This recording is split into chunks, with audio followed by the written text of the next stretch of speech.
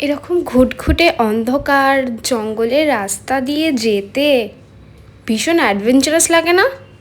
আমার তো দারুণ অ্যাডভেঞ্চারাস লাগে। আর এই যে জঙ্গলের রাস্তা দিয়ে আস্তে আস্তে কিন্তু আগের ভিডিওতে যেটা দেখিয়েছিলাম হরিদ্বার, সেইখানে আসার পরে বাকি লোকেশনগুলো ঘুরবো না এমনটা কি করে হয় বলো তো? উত্তরাখণ্ডের দেবভূমি হরিদ্বারটা যেমন ঘোরাটা ভীষণ ইম্পর্টেন্ট, সেরকমই কিন্তু উত্তরাখণ্ডের ঋষিকেশ, আর ঋষিকেশ থেকে যদি একটা পারফেক্ট অফবিট খুঁজে পাওয়া যায় তাহলে কিন্তু ট্রিপটা একদম পারফেক্ট হয়ে যায়। আর উত্তরাখণ্ডের এই অফবিটটা সত্যি বলছি আমরাও কিন্তু বাকিদের কিছু ভিডিওস দেখে খুঁজে বার করেছিলাম, স্পেশালি আমার বোন। তাই হরিদ্বার ঘুরে এসে কিন্তু আমরা একটু পাহাড়ের রাস্তায় উঠে পড়েছিলাম। আর এই যে পাহাড়গুলো দেখছো, পাহাড়ের মাঝখান দিয়ে সূর্যের উঁকি মারা, সব কিছুই কিন্তু অদ্ভুত সুন্দর আর অদ্ভুত এক ভালো লাগা, যেটা ভাষায় প্রকাশ করা একবারেই নয়। তাই রাস্তাটা এনজয় করতে করতে আমরা একটা জায়গায় ফ্রেশ হতে দাঁড়িয়েছিলাম। আর পাহাড়ে এসে পাহাড়ের ম্যাগি খাবো না, এটা একেবারে হতে পারে না। তাই ঝটপট ম্যাগি খেয়ে তাড়াতাড়ি রেডি হয়ে নিলাম আমি, আমার বোন এবং আরও ছিল অনেকেই। তারা খুব একটা কমফোর্টেবল নয় ভিডিওতে, তাই আমি ভিডিওতে নিইনি তাদেরকে। আমরা কিন্তু ঋষিকেশ থেকেও আরও 40 কিলোমিটার দূরে এসেছিলাম। আর আমার বোন এই ভিডিওটা দেখে এই লোকেশনটা সিলেক্ট করেছিল বলে ও কিন্তু সুপার এক্সাইটেড ছিল। তাই আলটিমেটলি রাস্তা হাঁটতে হাঁটতে খুঁজতে খুঁজতে কিন্তু আমরা অর্ধেক রাস্তা চলে এসেছিলাম ট্র্যাক করে। পাহাড় থেকে নিচে নেমে এসেছিলাম, তাও হাফ। এখান থেকে বাকি লোকেশনটা যাবার জন্য কিন্তু আরও অনেকটা ট্র্যাক করতে হয়েছিল। আর এইখানে ঋষিকেশ বলো বা আশেপাশের সমস্ত জায়গাতেই একই রকমের কিন্তু ব্রিজ দেখতে পাবে। আর এই যে পাহাড়ের মধ্যে দিয়ে হাঁটতে মাঝে মাঝে রিসর্ট ছিল।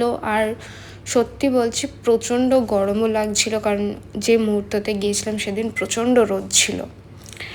আর এই রকম অ্যাডভেঞ্চারাস ট্রিপে এখানে কিছু সাইনবোর্ড লাগানো ছিল, যেটা আমাদের জন্য খুব সুবিধা হয়েছিল। বাট এই জার্নিটা জাস্ট ভাষায় প্রকাশ করার মতো নয়। বুনি ভিডিও চক করে একটা ভিডিওতে লোকেশনটা দেখে এদিকে চলে এসেছি, বাট আলটিমেটলি লোকেশনটার কত দূর খুঁজে পাচ্ছি না। মানে আদেও আছে, কোথায় আছে, ঠিকঠাক যাচ্ছি নাকি কিছুই বুঝতে পারছি না। ফাইনালি দেখতে পেয়ে গেছি, ফাইনালি ওই যে দেখতে পাওয়া যাচ্ছে, ওই যে কই যো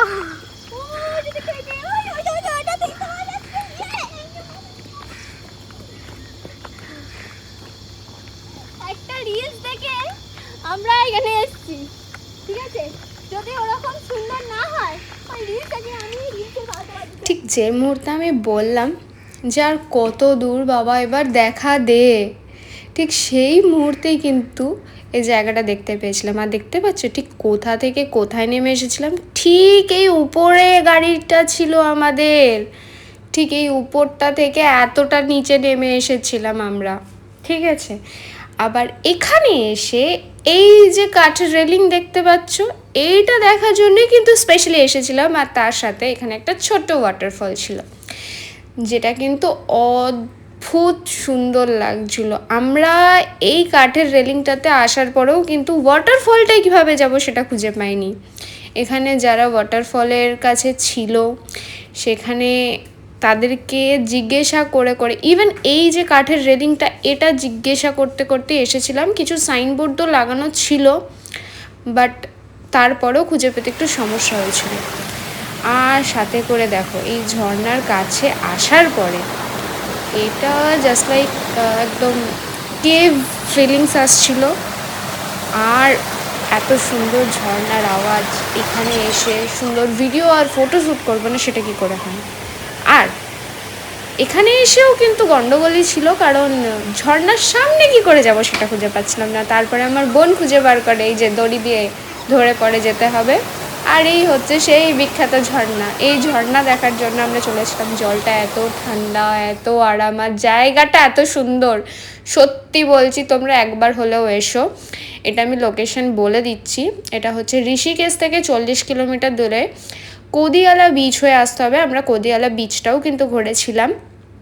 কদিয়ালা বিচ থেকে আরও আসতে হবে এবং সেখানে গিয়ে পরে ওই রকমই ব্রিজ তোমরা দেখতে পারবে। আর এই যে লোকেশনটা, এটা হচ্ছে কদিয়ালা বিচ। এটা কিন্তু অ্যাকচুয়ালি বিচ নয়, এটা নদীর পার, কিন্তু অনেকটা বিচের মতোই দেখতে। আর এখানে প্রত্যেকটা জায়গায়, আগেই বললাম, এরকম ঝুলন্ত ব্রিজ আছে। এতটা টায়ার্ড হয়ে গেছি, সিরিয়াসলি কিছু শর্ট হয়তো নিতে আমি ভুলেই গেছি। অ্যাকচুয়ালি বিচ এটা, তাও আবার নদীর বিচ, মানে জাস্ট অসাধারণ। বালিটার উপরে গেলে ভীষণ রকম গরম, কিন্তু নদীর জলে পা রাখলে ঠিক ততটাই আরাম, ততটাই শান্তি। আমি পুরোটা জাস্ট ঘুরিয়ে দেখাচ্ছি।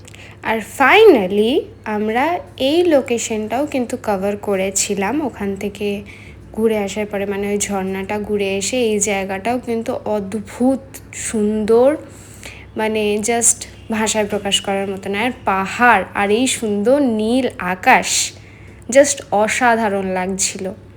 হ্যাঁ, কিছুদিন আগে বৃষ্টি হয়েছে, যার জন্য প্রচণ্ড জলটা নোংরা ছিল। আর সকালে যেমন ব্রেকফাস্টে আমাদের ম্যাগি ছিল, দুপুরবেলাতেও আমাদের ব্রেকফাস্টে ম্যাগিই ছিল। আর তারপরে এরকম একটা ঘন জঙ্গলের রাস্তা দিয়েই কিন্তু আমাদেরকে আবার রিটার্ন করতে হয়েছিল। এরকম সানসেট দেখতে দেখতে একটা সুন্দর ট্রিপ আমরা কিন্তু সবাই মিলে কমপ্লিট করেছিলাম।